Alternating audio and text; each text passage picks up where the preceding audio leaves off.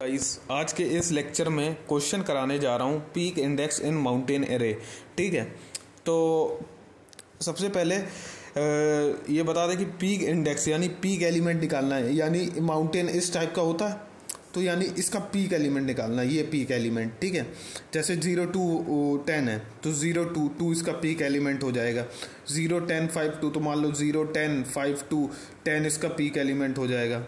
ठीक है, कुछ भी ये है पीक एलिमेंट। अब जैसे 3 4 5 1 तो 3 4 5 1 है ना, यहाँ 10 की जगह यहाँ ये 2 1 होगा, सॉरी यहाँ 1 होगा। ठीक है, तो ये हो जाएगा पीक एलिमेंट। ठीक है, तो अगर हम लीनियर सर्च लगाएंगे इसमें तो हमारा बिग ऑफ एन तक चलेगा। ठीक है, तो लीनियर वाइज सर्च कराएंगे, टाइम ज़्यादा लगेगा।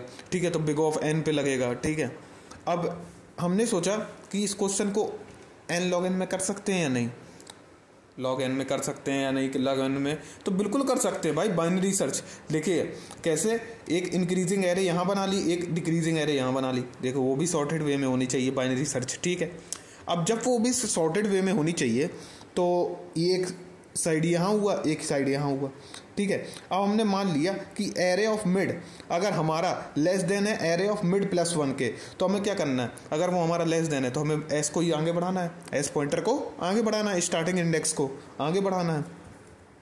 और इस इंडेक्स में क्या सोचा, अगर ए और ऑफ आई यानी एरे ऑफ आई अगर ग्रेटर देन है एरे ऑफ आई प्लस 1 के, तो हमें क्या करना है, E equal to mid minus 1 कर देना है, E equal to mid minus 1 कर देना है। ठीक है, अब इसका सिंपल एक टेस्ट केस लेते हैं, उससे समझते हैं। जैसे स्टार्टिंग इंडेक्स ले लिया।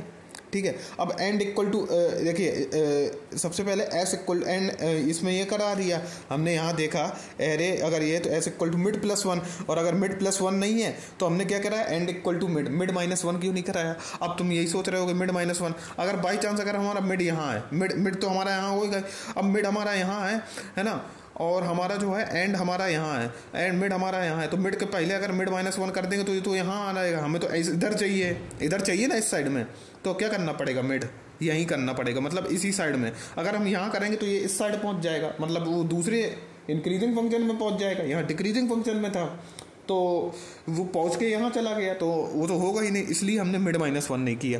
तो अब इसका सिंपल टेस्ट केस लेते हैं। ठीक है, एक ये ले लिया एरे।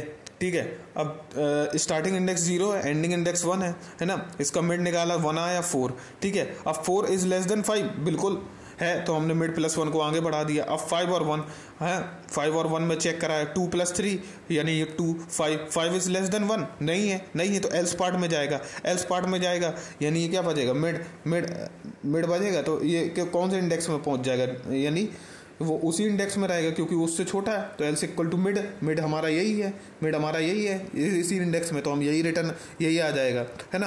अब फिर से इसी इंडेक्स पे निकालेंगे तो स्टार्टिंग इंडेक्स भी यही है, एंडिंग इंडेक्स भी यही है, यानी मिड माइनस 1 करेंगे कि नहीं करेंगे, ये भी यहीं पहुंच गया। जब ये पहुंच गया यहीं, एल्स इक्वल टू मिड कर दिया, अब ये भी यही है, स्टार्टिंग इंडेक्स भी यही है, एंडिंग इंडेक्स भी यही है, तो हमारा क्या हो जाएगा, 2 + 2/2 यानी 2, 5 इज लेस देन 1। फिर से थोड़ी ना फिर से वही कंडीशन आ जाएगी, तो थोड़ी ना बार बार चेक कराते रहेंगे, इसलिए एस इज लेस देन और इक्वल टू ई नहीं करेंगे, एस इज लेस देन और इक्वल टू ई अगर करेंगे तो हमारा टेस्ट केस फेल हो जाएगा, इसलिए एस इज लेस देन ई करेंगे और रिटर्न करा देंगे हम एस।